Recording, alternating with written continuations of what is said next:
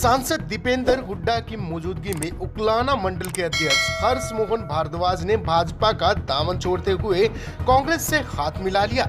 इस बात को लेकर हरियाणा के विपक्षी नेताओं ने चुटकी लेना शुरू कर दिया गया। आम आदमी पार्टी के नेता विक्रांत गोयल व इनेलो के नेता यशपाल बेरवाल ने इसे भाजपा के पतन की शुरुआत बताते हुए कहा है कि मुख्यमंत्री ने जब हर्ष मोहन भारद्वाज को फरसे से सिर काटने की धमकी दी थी, भारद्वाज को उसी वक्त इस्तीफा दे देना चाहिए था।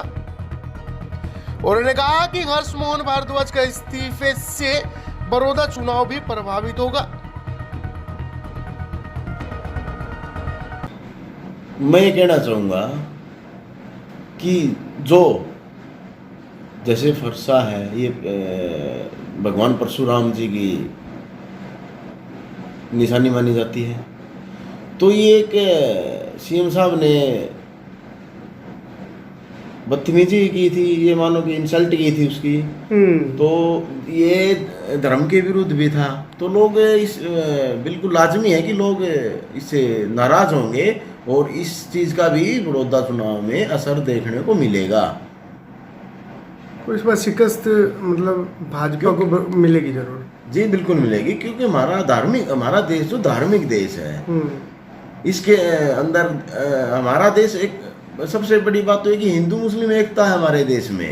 हमारा देश हर धर्म की इज्जत करता है और बीजेपी वाले सिर्फ और सिर्फ धर्म का आड़ जो चुनाव के लिए धर्म के आड़ लेते हैं। और अब लोगों को ये समझ आ चुकी कि सत्ता में आने के बाद इनके लिए धर्म जैसी चीजें सबसे बड़ा तो मनुष्य धर्म है, तो इनके लिए ऐसी चीजों का कोई मायने नहीं है।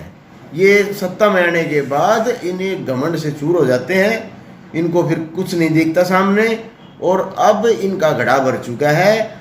और बीजेपी में लोगों ने अब छोड़ने की शुरुआत भी कर दी है, और अब इनको बड़ौदा चुनाव में भी इनको पता लगेगा, इनकी बहुत करारी हार होने वाली है। देखिए, सबसे पहले तो मैं आपके चैनल से अपने साथियों को सभी को नमस्कार। और जो ये हुआ है, हमारे शर्मा जी जो बीजेपी को छोड़ के गए हैं, ये बहुत ही शरीफ ईमानदार व्यक्ति है। इन्होंने देखा है कि बीजेपी ये आरएसएस के भी वो थे, जब आरएसएस के ही लोग इनको छोड़ रहे हैं तो ये क्लियर हो चुका है कि बीजेपी का पतन हो चुका है। बीजेपी की शुरुआत तो उसी दिन हो गई थी जिस दिन फरसा निकाल करके खट्टर साहब ने इनको गर्दन काटने की धमकी दी थी।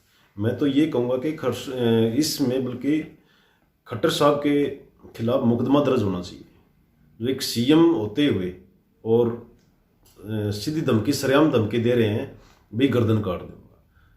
और अब उन्होंने बीजेपी को छोड़ दिया है। रोष इतना है लोगों के अंदर कि सब के सब इनसे बीजेपी से नाराज हैं।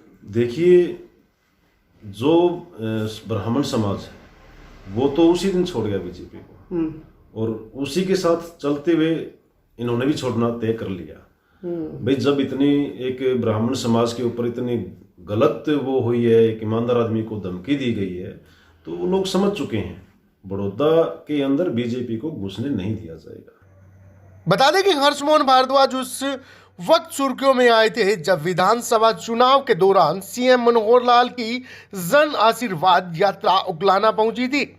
इस दौरान हर्ष मोहन भारद्वाज ने सीएम को चांदी का मुकुट पहनाया था, लेकिन इस बात पर सीएम इतना भड़क गए थे कि गर्दन काटने की धमकी तक दे दी थी।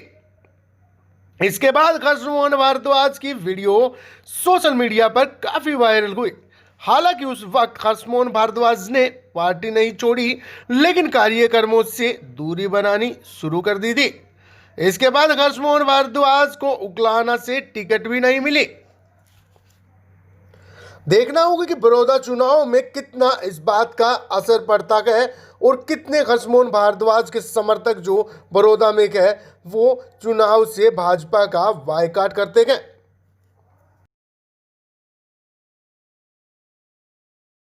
आप देखते रहिए एएनटी नेशनल, खबर वही जो हो सही।